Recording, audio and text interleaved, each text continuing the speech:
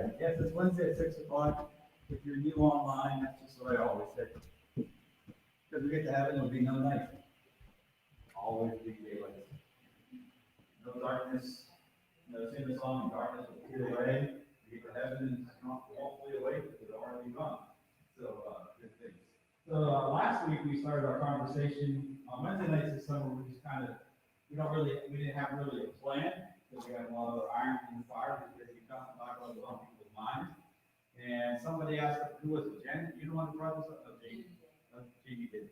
Okay, so Jeannie brought this subject up. We talked about a lot, and so I actually have a thing with a guy who deals a lot with this, and we're going to be talking about dreams and how to interpret them. So just a couple of things. What we're going to do in the next 2 weeks is we're going to watch about 120 minutes of stuff. I'm going to explain to you what it's going to be like. And what you need to do is you need to have a paper and pencil because you won't be able to remember. If you need something to write on, I have leftover sheets from Sunday if you want to grab something. Because you need to write things down to depends in the thing, and also if from the wedding thing from Sunday. You're welcome to use as much as you want. And it's very important because then what's going to happen is the first Wednesday then the last Wednesday of the month, we won't have service because we're doing church in the park. We'll be down there doing mini golf, my evangelist will tell me about Jesus and all that type of stuff. The week after that's VBS, the kids will have the whole room. And you might want to come out to it. This guy's actually a family guy. He's fun for the whole family, so you want to come out the Wednesday, July the 7th, that'd be great. And then on July 14th, what we're going to do is that we're going to take what you see in these videos. There's basically 10 10-minute videos of what we're going to be showing. What it is a service at a church. There's a couple of years ago, they broke it up into segments of different dreams that were interpreted. And so what's going to happen is the first video we're going to show tonight is not from the service. It's just from a teaching he has online. It's about 12 minutes long. That one, unfortunately, for the online audience, since that one actually, I don't personally show that one online, but you'll be able to hear what he says. There's no other, just him sitting there talking, so it's not like you're missing anything on the video. Then once we start doing one from the service, that one we do have permission to show online with the class tonight, so we'll switch the camera over to there once that starts. The camera is not great footage. It's from a day where he was invited in to talk about dreams and that. And what it really is, it's him interpreting about 12 different people's dreams. So you watch the first video, you kind of gives you, the reason I have the first video, it kind of gives you a little groundwork of what to think about. And then as he talks, in between each dream, you kind of give some things, why this means, and what this means, and how this goes. And the reason why you need to write down, you want to write down certain things, because then in July 14th, we'll spend the 2 Wednesdays in July, because the last Wednesday in July we'll be leaving for the mission trip. We'll talk about different, what you heard, and kind of dig deep into it. Some of the stuff he translates, it's a little weird, but God doesn't do anything weird, just we think it's weird. In this first video, he talks about how the secular world views dreams and how Christians view dreams. There's a lot of people have dreams and they pay lots of money to go sit on someone's couch and tell them about it and they try to explain it. The problem is they're trying to explain it from their point of view, but they're not getting it from God's point of view, the person who gives the dreams in the first place. And does God just give dreams to Christians? We know in the Bible he gives dreams to people who aren't Christians. We talked about, Pharaoh, Nebuchadnezzar, Cornelius. God just doesn't talk to people. He says, and your sons and daughters will dream dreams, and your old men and women will have visions. Those words are pretty much interchangeable. What? Yeah, I know that I'm old. If you're a son and your daughter or somebody, right? He just says sons and daughters. He doesn't qualify your age. Jeannie wants to stir the pot already. Okay. Now Jeannie's got me totally off track trying to explain. But he doesn't say, my people will get this, or those who believe on him will get this. He just says people will get these things. And for reasons to help us, guide us, and also to bring us to certain decision points in life. So basically, I'll show about 40 minutes tonight and 40 minutes next week. But you want to write down things. Now, will you actually agree with everything that's being said tonight? I don't know. I watch it after I hear it thinking, when I watch it, I'm like, but as I took time to think about it, I was like, oh, okay, I can see that. And as I saw, as they explain different things and going for different things. So this will be a unique 2 weeks because everybody gets dreams. Not everybody thinks that they're important. He has a point tonight. He talks about two leading psychologists in the world.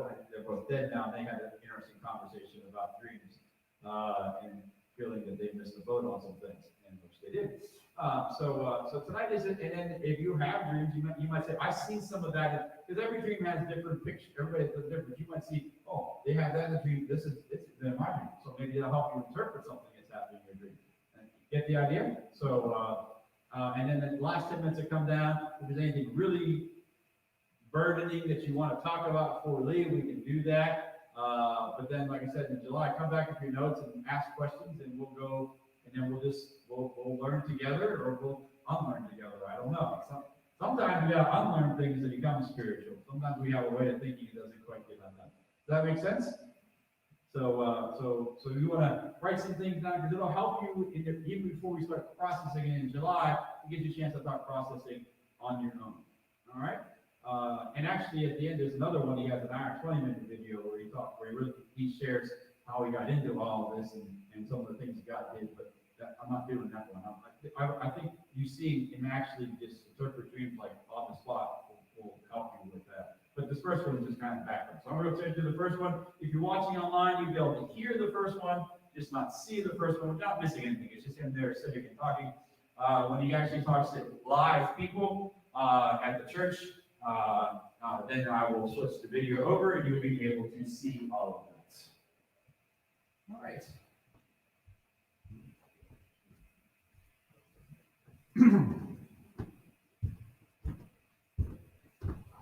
Up the steps I go. I made it to the top once again.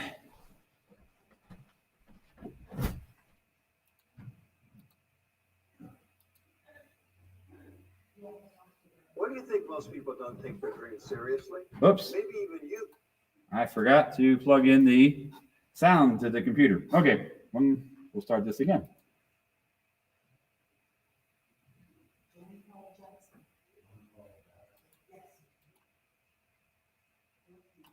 All right, try this again. Slideshow from beginning.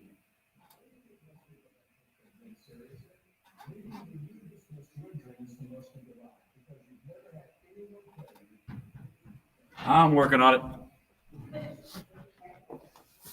I don't know why the mouse is down so far.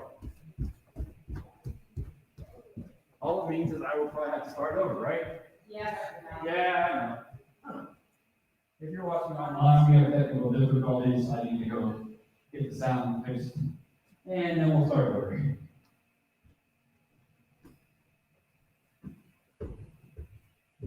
Set the sound up. Let's see.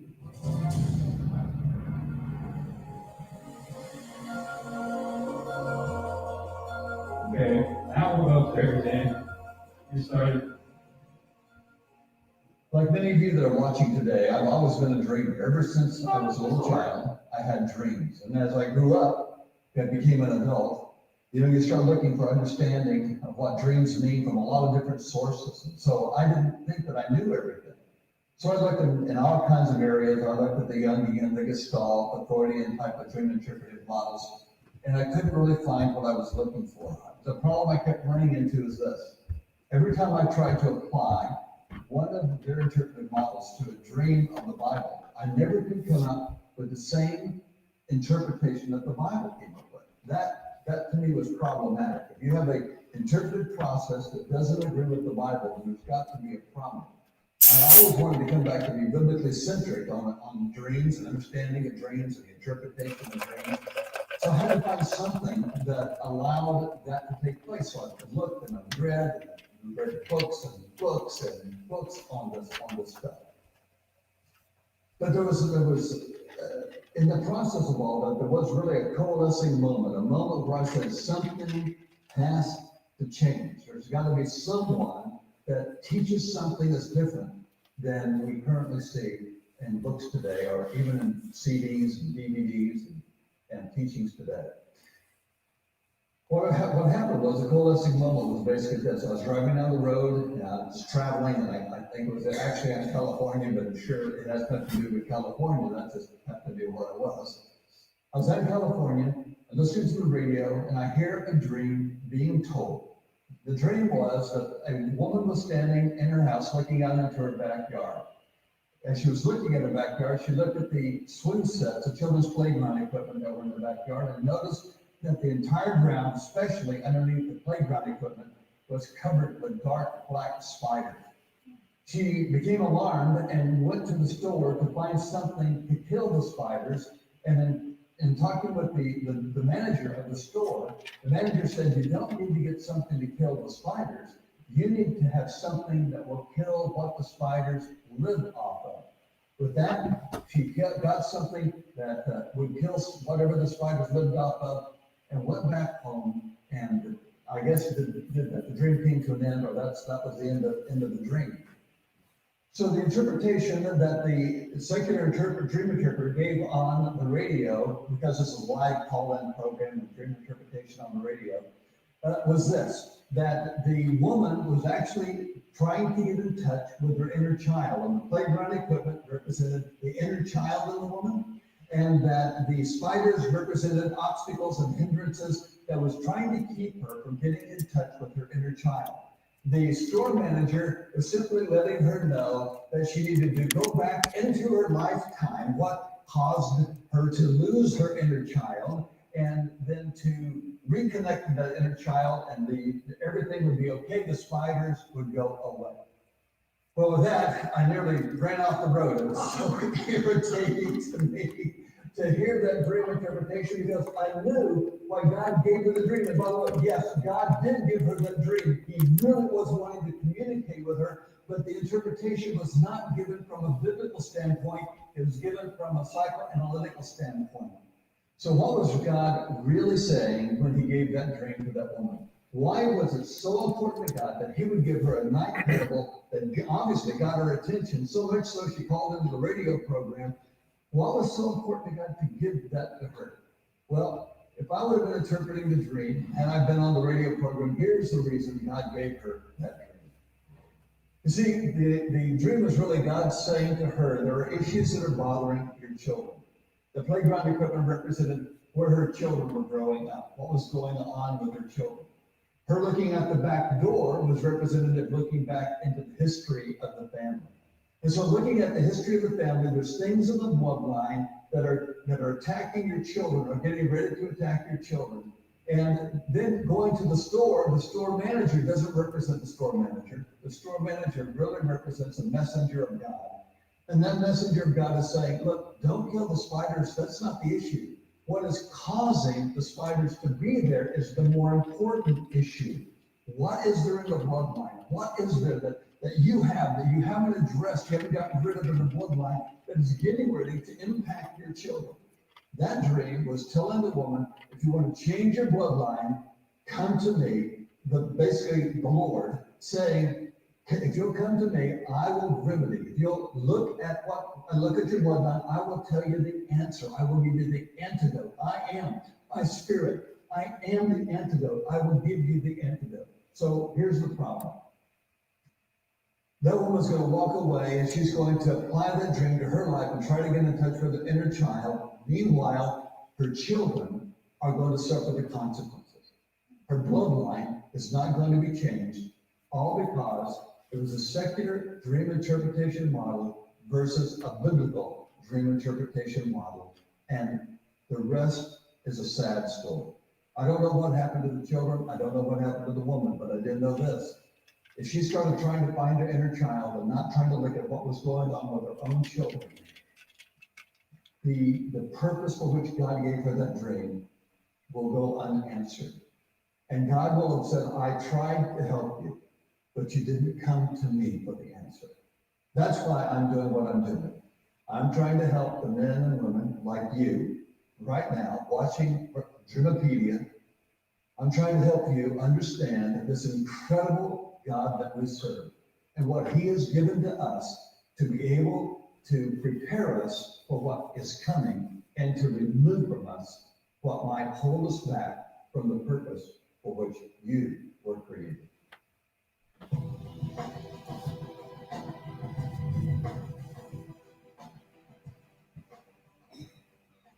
Okay, so what is the difference between these two models that give such a radically different dream interpretation? The biblical side basically says this: dreams are external to you, meaning God created you, knows your future, knows everything that's coming to you, is what the Bible calls omniscient, meaning all-knowing. In being all-knowing, he knows everything that's coming your way and will give you a dream to help you achieve the purpose for which he created you. On the secular side, they believe it's internal. They don't give any room at all for an external cause of dreams. It's all internally driven, meaning the dream comes up from inside of you. It may have been driven by things that happened to you. It may be driven by things that you need to look at. It may be driven by your own, what you ate that day. It may be driven by any number of things, but it's always internally originated. We believe the Bible says dreams are externally originated.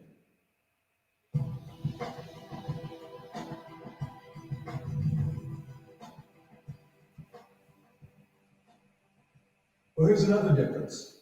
The secular arena says that dreams are internally and driven, and that the biblical side is externally driven, but it's more than that.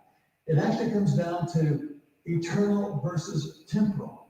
See, God is eternal. He knows exactly what has been through your bloodline. He knows what's coming in the future. But the secular arena believes that it's all temporal, meaning once you address this dream, then everything is taken care of. But we understand that dreams actually can have ripple effects on the future of your life. For example, the dream we just interpreted about the woman and her children, there's a ripple effect. The ripple effect is to the bloodline, but it's not just the bloodline of her children. If it affects the bloodline of her children, if it affects her children, it also affects the bloodline of her children. So her children's children will be impacted. So there's an eternal perspective of what God gives this thing. It's ongoing, where that the secular arena simply believes that once the dream is addressed and you get back in touch, in this case with your childlike nature, everything is going to be fine.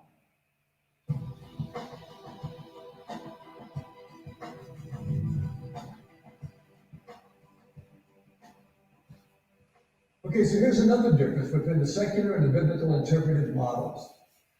This is theospective versus introspective. You see, God has a perspective on everything that's going on in your life. Now, the secular community says, look inside of you and you can figure out what's wrong with you. That's introspection. It is I and the answer to me. But theospective says, God has a view of what's going on in my life, why he created me, where he's going to take me, the problems that are going to come up in my life, what the enemy is going to try to do to stop his purpose in me, and he will give dreams and tell me how to avoid the plans of the enemy. I would much rather have the eternal God giving me his perspective on things than my own limited knowledge being responsible for my future. You see, you don't know what you don't know. The great thing is that God knows what you don't know. Take the theospective view, it'll last a lot longer.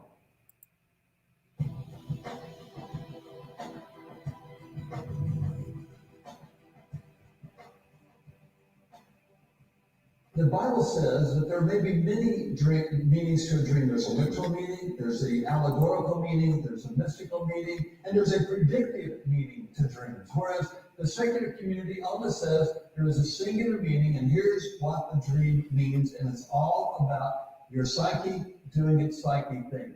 What we believe is that God can not only give you a dream about today, but in the dream about today, he will also tell you about tomorrow.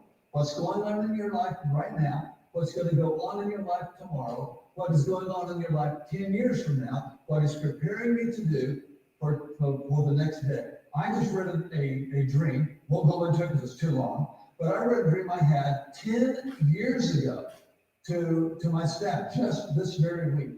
And in reading of that dream, there was an application of that dream and a warning in that dream 10 years ago.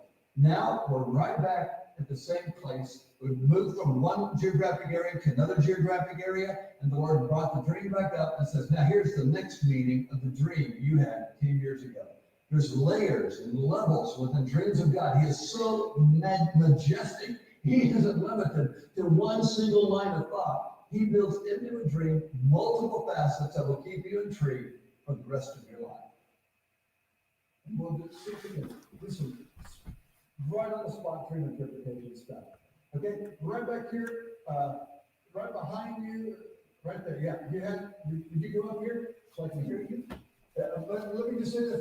They need to be about a paragraph long. We don't have time for sagas. And some dreams can be saga-like, long reams of paper. Boil it down to a paragraph, and we'll kind of go with there. So if you can, our roving reporter with the microphone will. Well, I have a dream, and I don't want to name the individual, because it is a prominent pastor. Okay. Let me first preface this by saying I have no relational tie to this particular ministry. And this. Just so you know, almost no one keeps it to a paragraph. I dreamed that this particular pastor died. For some reason, I was in California,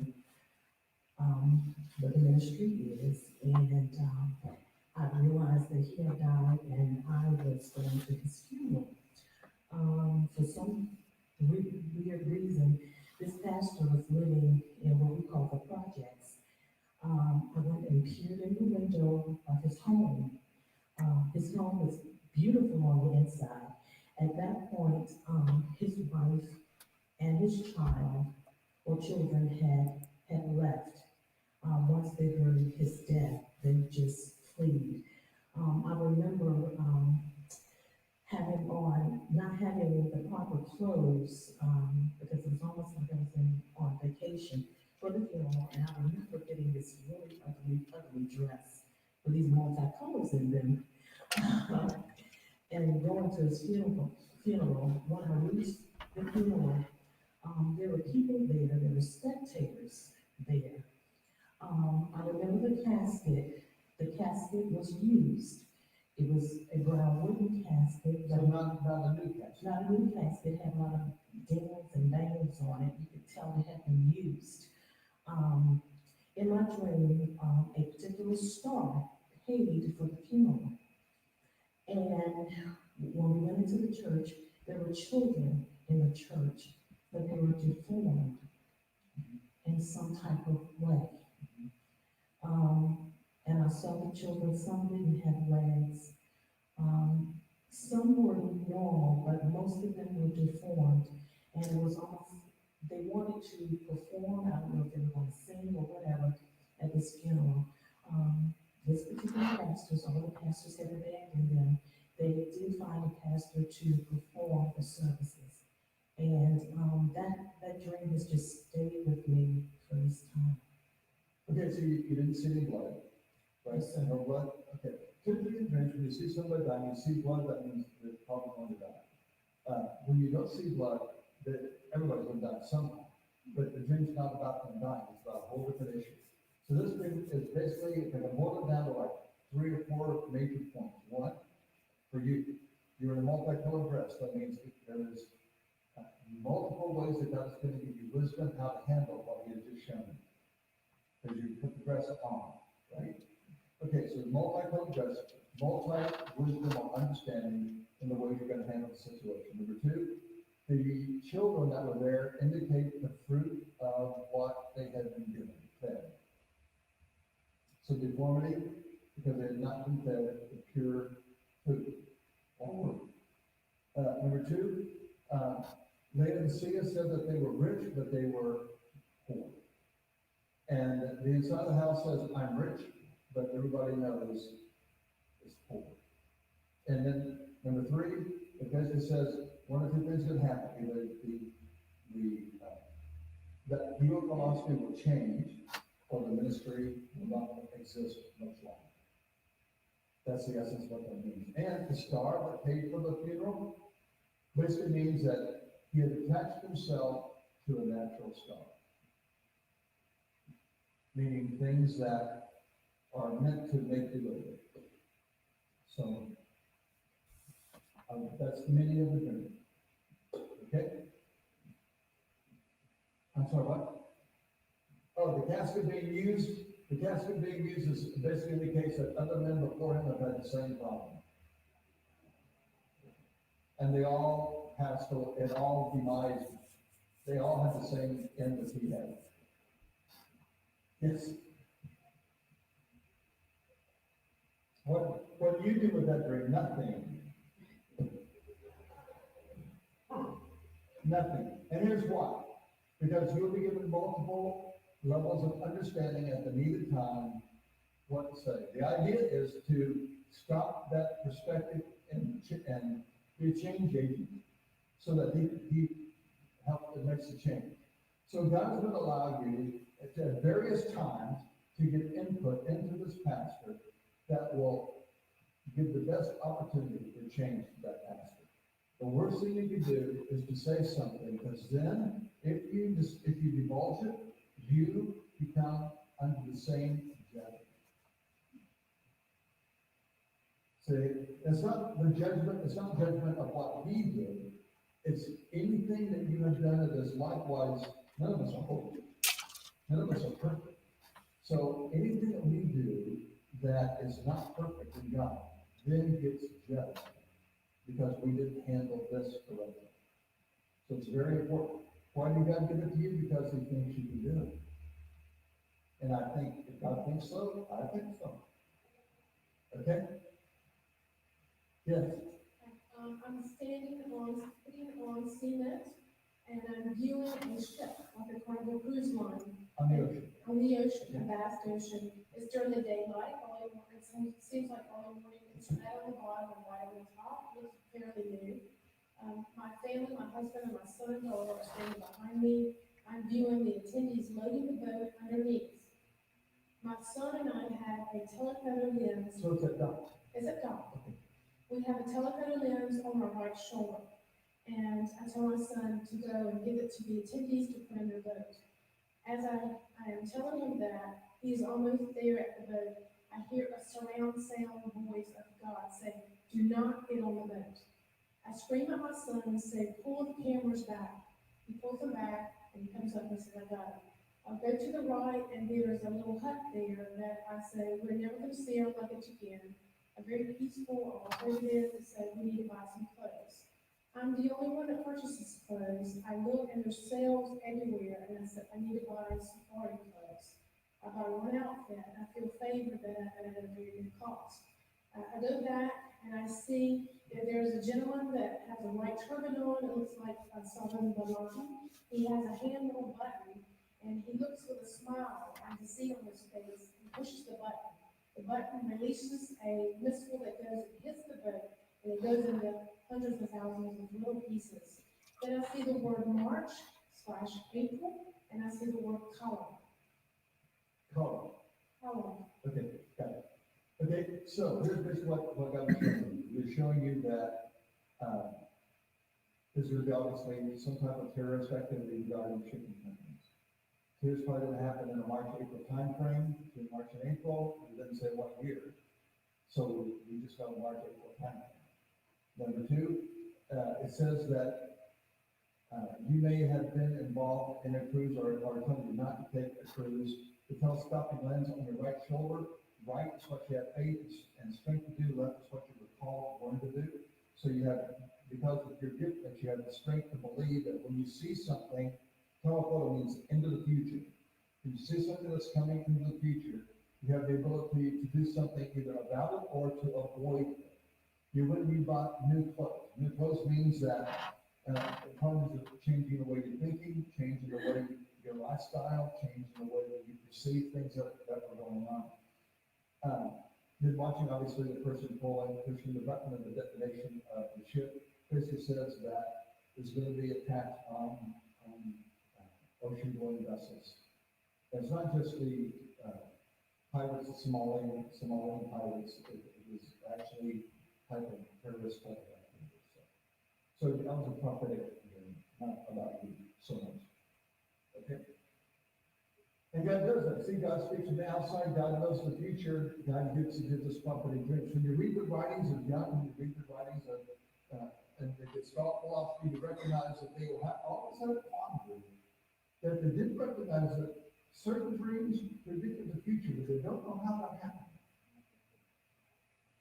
And Jung, towards the end of his life, actually wrote to a friend of his saying, I believe I have missed the major point of dreams. That they are far more spiritual than I thought. So, at least we got that one. Okay, yes. I was with a big group of people, and we were kind of at a concert. There was a big gathering, it was outdoors, but there was a tornado coming, so we all left. And the next thing that I saw was a bunch of us were outside of a big hotel that had been destroyed by the tornado. And when I was in front of the hotel, I remembered that when we were going to the hotel, we were in a bus, like a public city bus, and couldn't remember what happened, but the bus had been in an accident somehow, and I was sitting on the side of the bus, and the bus had like broken into me, and so Piece of the head or? like it crushed around me, Okay. and it was sticking inside of me. There was a horse in the bus behind me, and a cow in the bus next to me, and there was people on the bus also. And when we were outside the hotel, I remembered that, and I was asking Sophia and Judah, my siblings, what happened to me, and I felt fine, but I didn't know how I got out of the bus or anything, so I kept asking them, what happened, am I okay, what happened with the bus, and nobody would tell me what happened.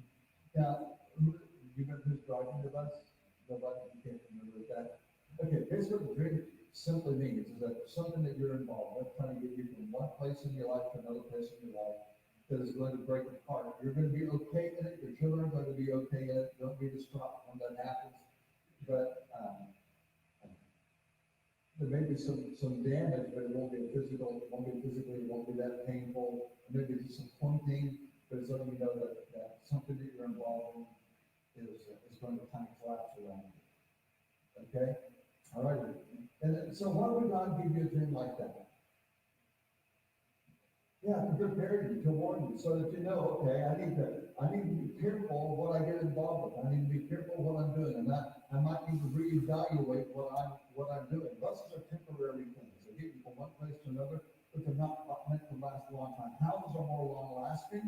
Buses are temporary. You hop on a bus to go from point A to point B. At point B, you get off and go to your destination. It's a means of getting you somewhere. So a means of getting you where you want to go. It may not prove out the way you want it to, but you'll be okay through it. Okay? And on the horse and the cow, yeah, horse is power. So on the bus around you, and what is it? Okay, so the other buses around you, one horse was power. Horses are power. Cows are the ability, are laborious, meaning they are the labor animals. They plow the field, they would turn the turnstile around the grain and to grind the grain and so on in previous days. And so there was thought of like muzzling ox and that type of thing. They're in labor. So one is, you can have two choices before you. So one will be more labor intensive, one will be a power intensive type of thing. So thank you for reminding me of that. Very good. So there's your alternatives. Yes. I've had a recurring dream for the past several years, and also involving transportation, mainly airplanes, and they're always crashing. Sometimes it's actually going like this vertically in a type of whirlwind. Sometimes I'm sitting on a plane actually looking at a microscope, looking at bodily fluids under the microscope, but they're always bizarre. And I'm never, I wake up before the plane actually lands and crashes, but it's always a plane or a helicopter and it's crashing. And it doesn't make me feel very comfortable. I can tell. In dreams, there's about 20 different categories of dreams. One of those categories is called fear dreams. Fear dreams reveal the things that you're afraid of that will happen to you. And this is a fear dream. This dream is about, you're afraid that if I get involved in something that appears it's gonna really do good, spiritual things, flies high in the sky, nothing to support it, that something is gonna go wrong. And I'm looking at the results of that. And so, so basically what the word is saying, you have a fear of getting higher in me that I want to conquer, so you can get high in me. Okay? Yeah, so she says you had it for several years. Why would you keep having it for several years? Because you hadn't got it yet. Now you get it, you probably will not have that dream again. Yeah. Okay. All right. Yeah. My wife and I are building slides on a mountain. And the mountain Like slide down. yes, Okay. and the mountain belongs to us. The mountain is covered with pure white snow. The trees on the mountain are not, they're vivid green. The slides are red. The two that I'm working on two, and my wife is working on two. The two that I'm working on are about halfway up the mountain. The two that she's working on are about a quarter of the way up the mountain. Now, are you saying they're completed that far, or that's only the height they're gonna They're completed to that point. but they will go higher? Yes. But we stop and take a break and at work and have a snowball fight with our children. Okay, good.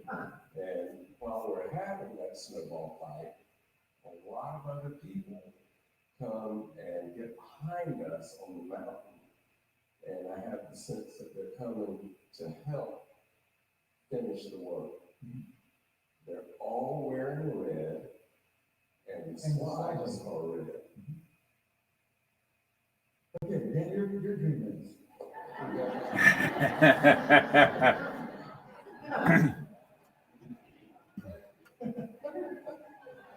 I have to do that, I don't know. Here's what it means. Red is the color of one, wisdom, anointing, and power. So what God is about is doing in you, then the mountain will represent the mountain of the Lord. The pure white snow will represent the purity of what God's called you to do. So you're called to create something that will give people a thrill in the spirit, and to do it with wisdom, to do it with anointing, and to do it with power. So the involves wisdom, anointing, and power. Other people are going to get behind you because when they recognize what you're doing, what you're building, what your concept is, they're going to agree with that concept. And in their agreement, they're actually going to take on the very nature of what you're trying to do. The red clothing represents them identifying with the red swan. We are part of this power, anointing, and wisdom. We wear the colors of it, we're clothed in it. And so it means that they're taking on, they're not just behind you in it, like I'm going to get behind you in this thing. I'm not going to get behind you in this, I'm going to take it on myself. So God's going to give you something, then you might be a little ahead of your wife on this, but you're both called to do the same thing. Does that say you? Not that you're a bad woman.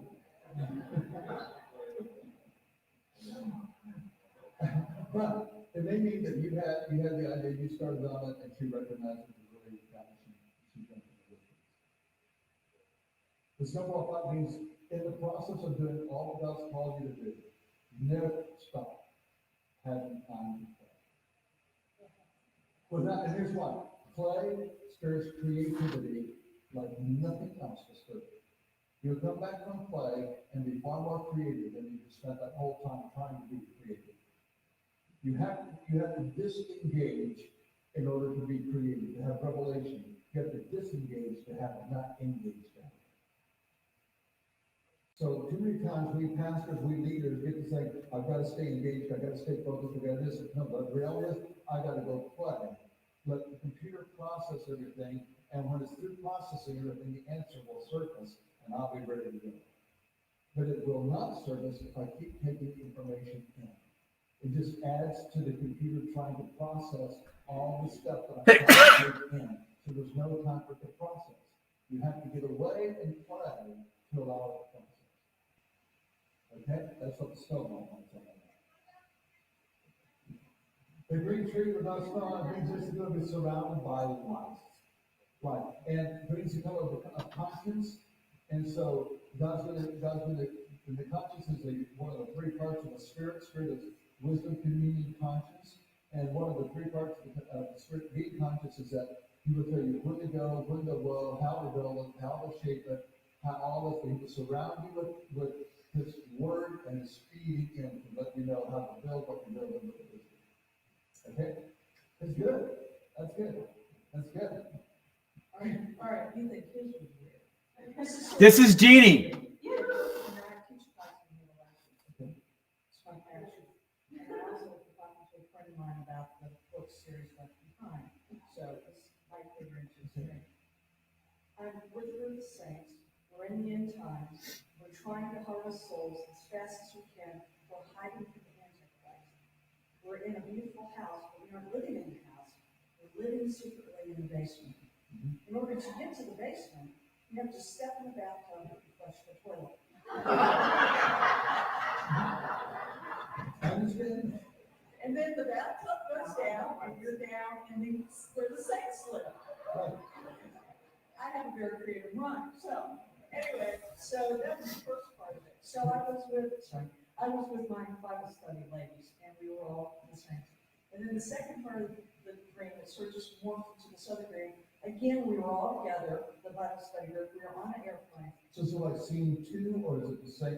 It's like it's the same night. It's like back-to-back dreams. Okay. So it's like scene 2. So we're all still together. We're on an airplane. Typically in the past, when I've had airplane dreams, they're always crashing. And I wake up, with that jerky thing. Yeah. This time, the plane starts to go in a spiral. I tell everybody, don't worry, everything's cool. God's got us firmly in His grip. And so then I remember reaching into the cockpit, doing something, but I wasn't really flying the plane. Because in the past, I've tried to fly the plane, so I was crashed. So, but anyway, so I reach into the cockpit, and all of a sudden, God grabs the plane and we start floating like a leaf floats down from a tree, landed down almost like a helicopter among all these other planes and other pilots, and everybody's going, how did you do that? I'm like, it's just God. Very good. Okay, so let's take the second dream first, because it actually refers to the first dream. That is basically this. You don't know how to do what God's about to call you to do, but He's going to get you to the ground. If you try to mess around with the controls, you won't know what you're doing, so you back off because you realize, oh, I've tried this before and I crashed. So you stuck your hand in the cockpit, but you didn't say you did anything. Really. And so you might have tried to have a hand in things, but you realize it's beyond my capability. And then God got you to the ground and got you, in essence, through what you went. The dream that you had in front of you, where you flush the toilet, you sit in the bathroom, you flush the toilet like there's an elevator, goes down, and you're able to get out, the toilet goes back up, so you're able to hide from everything. Basically, it's telling you that He's going to give you some ingenious ideas about how to avoid the persecution that is coming, and that you'll be alive when it happens. And then basically some ingenious ideas about how to avoid that person. So it's scary, but at the same time, here's what I've learned. Without, in Daniel, the ones who did great exploits because there was persecution going on. It's like, in a way, it's like we want anointing without having the trial that justifies the anointing. And if you're, like I suspect you are, because it seems like I see in you signs of an emerging order, then this is actually going to end up being exciting. Yeah. So again, bless you. Okay. I had this dream 2 weeks ago. I titled it, "The Key to One Box Leads to Keys to Three Boxes." And I was either at the bank or a post office, and I had a key to open a box. And when I opened the box, it had 3 more keys in it. They each had numbers, but I can't recall the numbers. So each box had 3 keys. I had 1 key to a box. I opened it, and there were 3 keys in the box. Yes, and they each had numbers, but I can't recall all the numbers, but, I had to take each key to the box that corresponded to that number, and each one had some kind of surprise in it for me. I got some old baseball cards out of the first box. And then the second box contained something bigger and better, and the third box even bigger and better, but I can't remember what it was. And in the dream, I was wearing a long sleeve shirt with tails and underwear, and I didn't have any pants on. And someone said, nice shorts, and I just kind of laughed, and that was it. So let's take the very last issue first.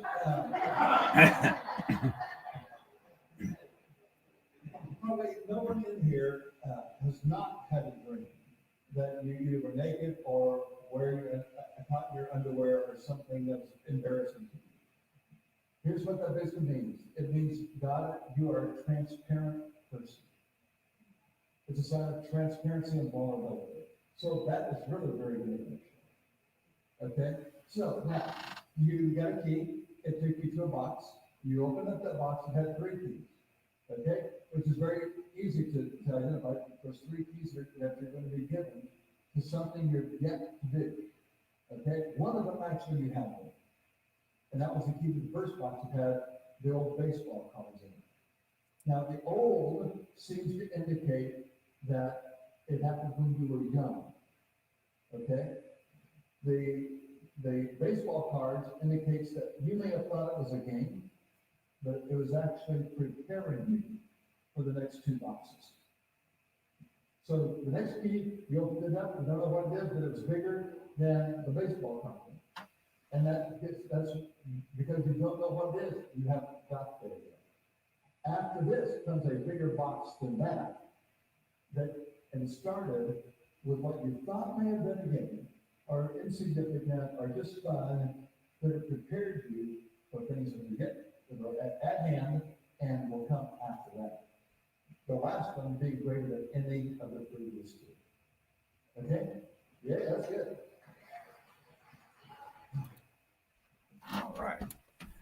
All right, so that was kind of interesting. I thought, well, actually more than kind of interesting. The lady from the Revelation class, I mean, I just, when I saw that, I'm like, that's cheap. So, hey, I agree with you in that, yeah, okay, I've heard you say that on our Sunday night Wednesday classes, more than one occasion. You're welcome. Thank you. Now, when the first video talked about kind of how the biblical point of view, when he's interpreting God given his name, he's also doing it when he studied man's way, he's also compared it to the Bible way. Like he talked about how he tried to use man's way to interpret how the biblical people interpreted it, didn't work, did it? So he started looking, so he spent his entire life, this was the main thing he concentrated on, like hearing the voice, hearing the voice when I talked about the dreams and stuff like that. Because he wanted to find out what all these things meant, what these things did, and God showed him through the Bible, oh, see how this works here, this works here. It's like, wow, this thing did the same thing 3 times. Oh, wow, that's what God is speaking to them. And going to, I just like watching the lady with the toilet, you all laugh at. Creative ways to avoid this was done in 2014. John Paul, he died in 2015. But it's amazing, like some of the dreams these people had, kind of, dreams don't always just speak, like the first one didn't speak to the first person, but it could help others, or it could be for different things. You just need how things are happening. When I watched, I was like, oh, wow, yeah, okay. I understand where, the guy and the woman on the thing, I understand, hey, creative things, we're trying to do creative things and things like that. It's just neat to see, not just because you got a dream isn't always, it's for you, but it also could be what? Impact other people. God gives you a dream because he wants you to share it. He also wants you to get to the bottom of it so you understand what it is, because it does nothing in your brain if it's just this weird thing in your brain, right? And that's why God said we go to other, God gives different people gifts. One of the gifts is interpretations, not just tongues, by the way. You can interpret other things. Actually, you can make a case when you have a really weird dream, that's just like tongues. Because you don't understand what's going on, right? It's just it's taking you to another whole understanding of something. So if anybody got any? Next week we'll watch the other 40 minutes of him doing that to other people, and then in July we'll kind of talk about that. You understand why I asked you a piece of paper? You pointed out things here or there, and like, you might have different pieces and dreams of yours that, like, oh, okay, now I know how that piece fits with that piece, or so on and so on. It's kind of like a puzzle, for lack of a better word, because God wants us to figure things out. He wants us to do that way. He wants to communicate with us. We got to realize, He is communicating with us, but He does it in dreams, I think, for a reason, so we actually think on it. If He just told us exactly, we kind of might not, our juice inside wouldn't be as stirred up to find out what's going on. And sometimes He does it because it's not quite yet, like the last guy's dream. He can't remember the two bigger or better things. I think God showed him the two bigger and better things. Dream, but God intentionally doesn't want him to see it yet because He's now anticipating the bigger and better thing. So it's interesting how God does it, because He always wants to propel us what? Forward. Does anybody have any comments before we leave tonight?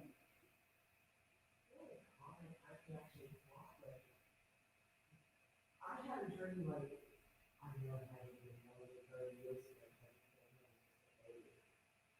And I never really caught on to the meaning of it until just like in the past couple of months. It had nothing to do with as much as this, it's just that one day God explained it to me when I was least expecting it. And tied together, I told you about the dream I had about my brother. Okay, the two dreams were actually part of each other, even though they were more than. Now she brings up, she had a dream 30 years ago, and another dream about Dana and then her brother, and it's like, sometimes it's like, wow, how do they imagine? Why does God do that? And, sometimes God gives us something, and then later on reveals it. Remember, God is not limited by time or space. What we think is a long period of time isn't necessarily a long period of time to God. And sometimes some of us are thinking enough that we need 30 years of work on something.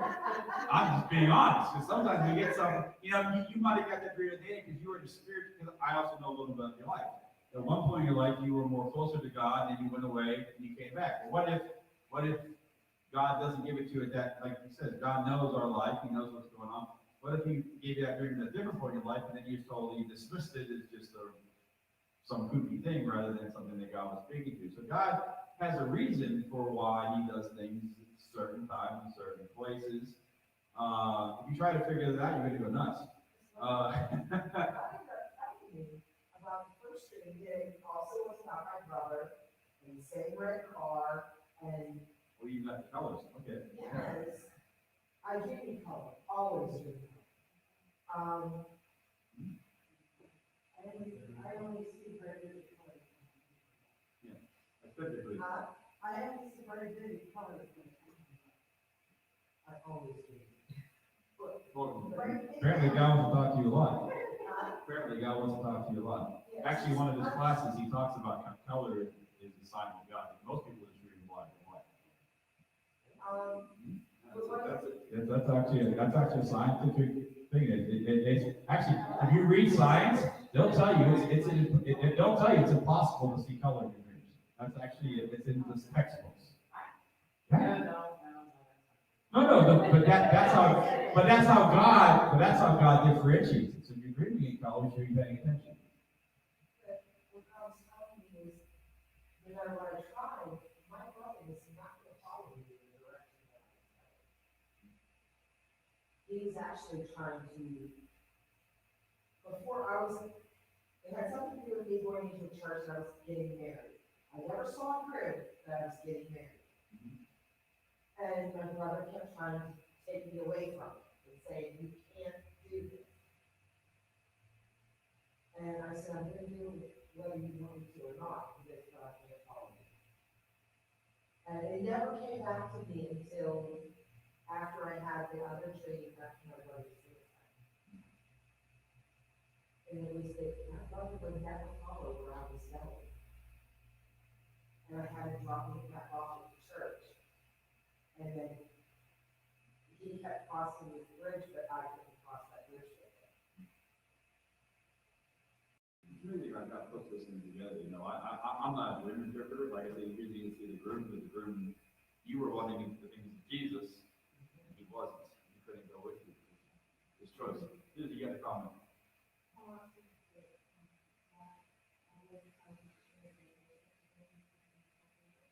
Mhm. Dreams is a big thing right now. That's a big business. People, you know, it is, you know, and, problem is if you have these dreams, you don't know what they are, you know. Now, is every single dream you have from the Lord? No. We're you know, we have a creative mind, but when it is from the Lord, it's, if you notice, what was the same about all these dreams? It all stuck with those people, right? So if something's sticking with you, it's not just you thought of something and create, you know what happens? God is what?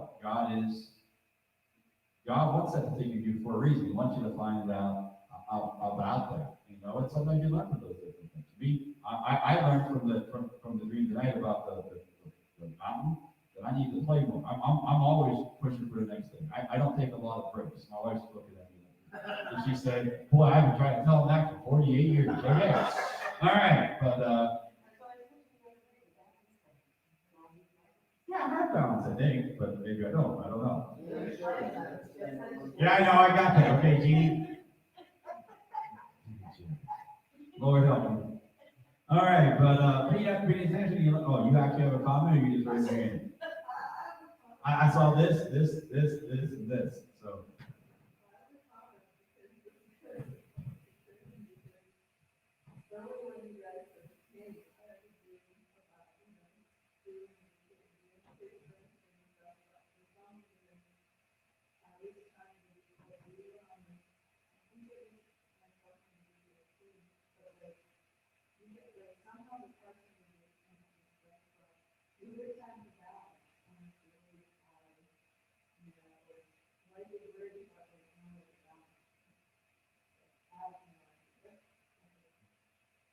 Not fitting where I put a bunch of kids.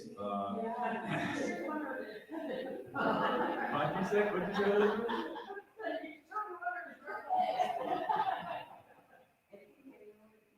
Oh, you think you know what it means? Go ahead.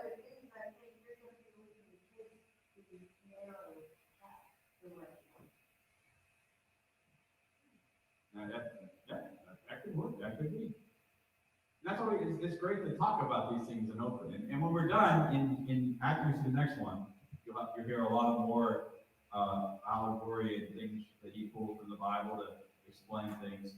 And then in July, I'm sure some of you had dreams. We can either talk about these dreams, or we can talk about your dreams specific. And it also counts as wisdom.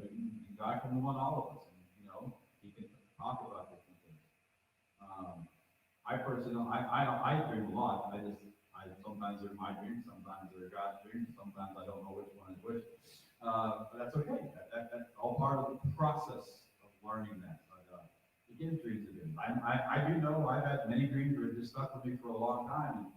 And then I've thought I knew what the dream meant and went wholeheartedly after what I thought it was.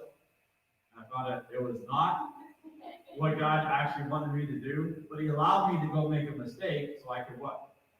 Learn from it. So I think that's also interesting too.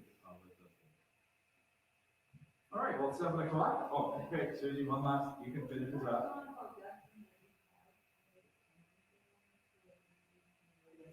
He has things out there, yeah. And I mean, we could, huh? What? Yeah, we could take that. That's like, I think it's what, 9 weeks, something like that. Session. One book, yeah, but it's broken into different things, yeah. I don't know if he has a thing, he was creating that first video right before he died, called, and he has some things online, called, what's it called, Dream. I can't remember what it's called. Dreamopedia, that's what it is. And you can go online on YouTube and find the ones he made before he died. Because you can tell it's a lot more modern. Yeah, you can find places on that. And we can do, yes. I can't be the first person to ask this question, at least in your own mind. But what makes him an authority on dreams? What makes him authority on dreams is, you know, people just have anointings for different things, and he's studied, that's what God put him to. I've studied him for the last couple of years that we did the thing. Everybody's a different authority on different things. I'm not an authority on green belly, that's not my authority. I'm authority in different areas. I move in the gifts of pastor and prophet, that's what I move in. He moves in the gift of interpretation. So everybody, like you use spiritual gift, God reveals it. And he, actually, if I show you the one video, he talks about his early life and how he kind of fought. And he thought it was weird. And he started out with that. He thought it was weird at the beginning. He actually has a whole session where he talks about how he thought it was weird, and then how God led him into this.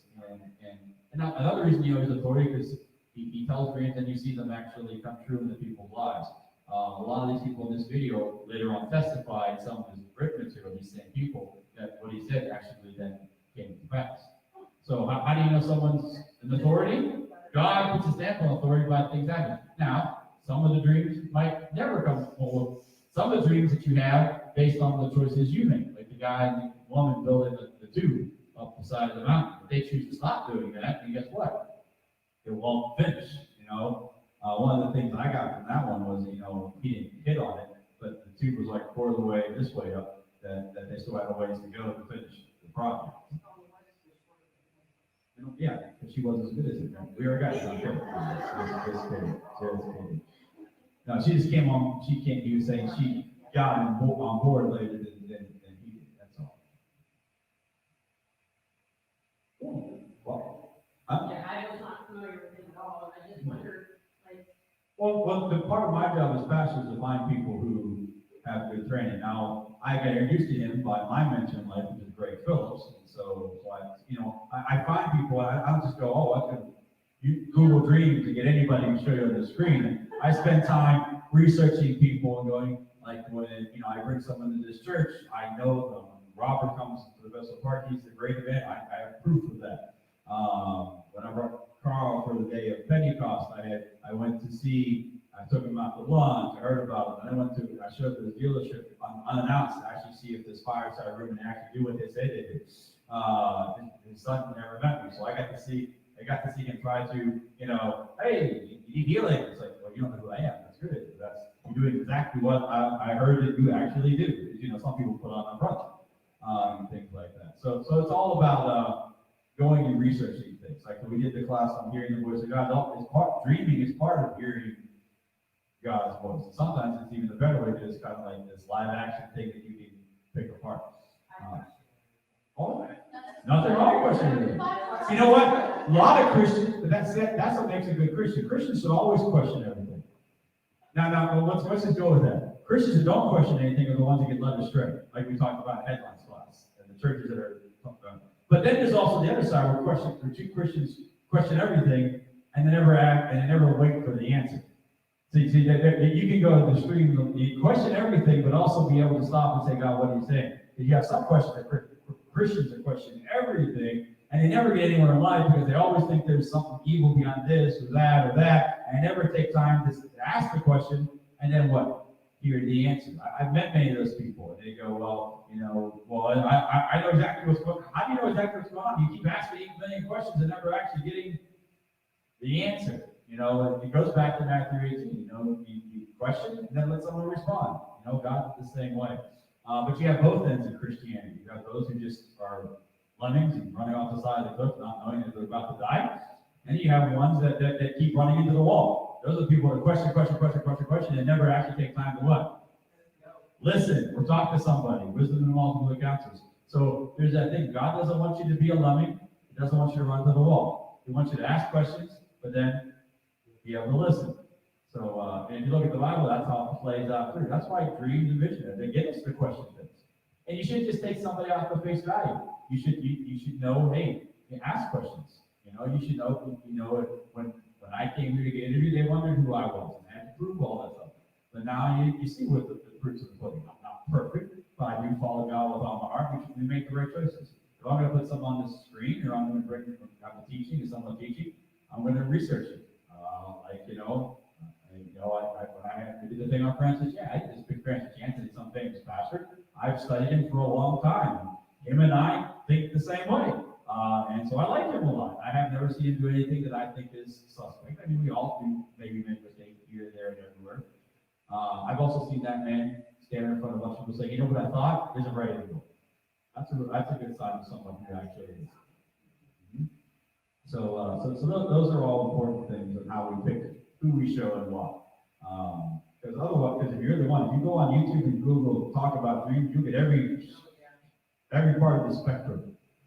Maybe next week I'll show you the beginning of the other one that's it's almost 2 hours long. I don't really want to show the 2 hour long thing, but he talks about how he got into this with him, and then God threw him in the deep end, threw him in with the witch with the dream.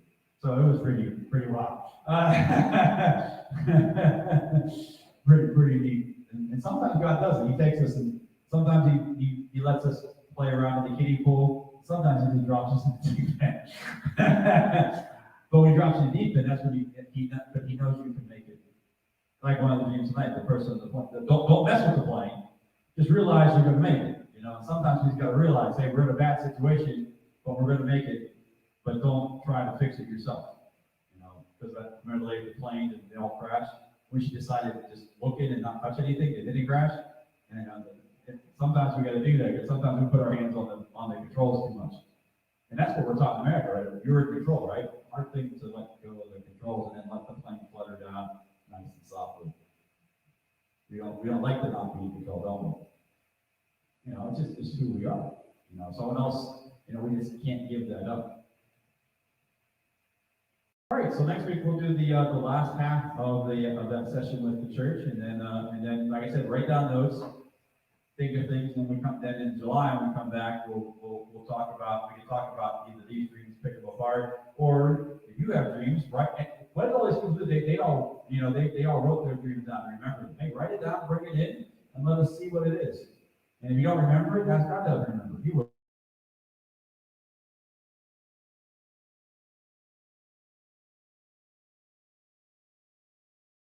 In your dream, and we'll talk together, and maybe we'll find someone in the churches has that gift of interpretation. I don't know. I don't remember reading your spiritual gifts, Gene. I have your testimony from you. Maybe you do have that. I don't know. You're pretty right on the ball there. You lit up like a light bulb.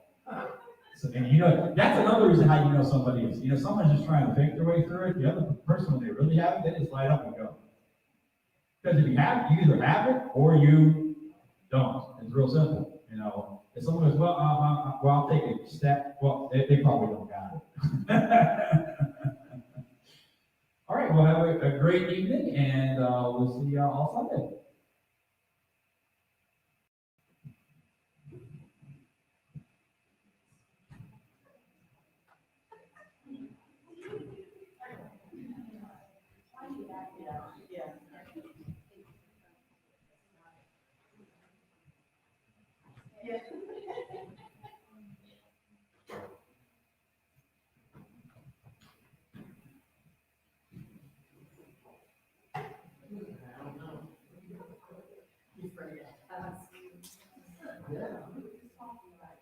About me? Yeah.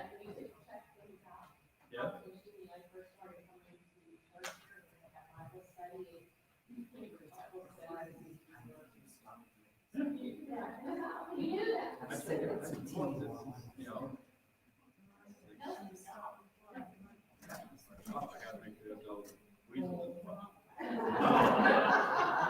You like it, you know, that happens a lot. No, it does, it does. It's a reason why my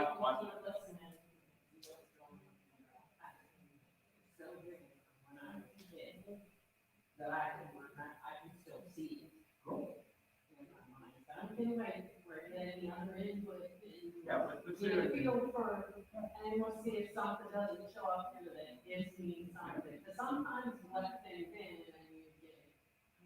Oh, it's from God who won't let it go until you actually figure it out. So, like the one person said, why? She said, well, you finally got it now, so stop. You know, But she said, well, she wasn't on the plan. I don't know. I don't have it all. I could cross references. I don't know. But I know in his books, in his Dreampedia, he refers to different dreams that have happened in the past and and then he tells what happened later when people have happened to them. I don't know which one of all these are in there or not. I just know some of them are.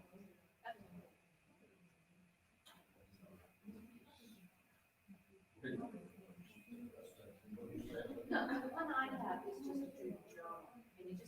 short section, like different, some Streets, colors. streets. And it tells you different ways you can write down your dreams, like to just write it out, or to write it out in a circular pattern or diagram it, different ways to write your dreams. And it lists out topics and subtopics. Pretty cool. Had a dream once that when I went down my father got it, he said, did you have this or that? And I'm like, yeah. And that's neat. And some people would each knew who they were or sitting in his room. It's, I mean, if I distract them, I can control it. Yeah. On that, I did call you both. No, it was a perfect, I mean, each of the after you said it. Oh, I got it. It was just like, cause I looked at her, says, world. Yeah. And I've had, I don't wanna call them dreams because they happen in the daylight when it's Why can't dream happen in the day, or daydream? well, I guess that's what it was. But I've had like visions, and one I've had consistently. I think that's the difference between two words. Dreams is in the night, and vision is conscious. I think that's. Did you ever figure out what? I think so, because things that happened. When COVID hit, that vision was happening, and I think it was a vision of COVID coming. About 3 years before COVID hit, off and on, and it was always during the day. Brightest code was like there you hit. We had put that about the same time. And I give it a chance. People online wonder what's going on. Nobody's talking. And Okay, it always happened when I was out riding my scooter. It always happened when I was out riding my scooter. And the vision varied from time to time, but it was always bombs started falling. And I was running to the home, and my driving bridge was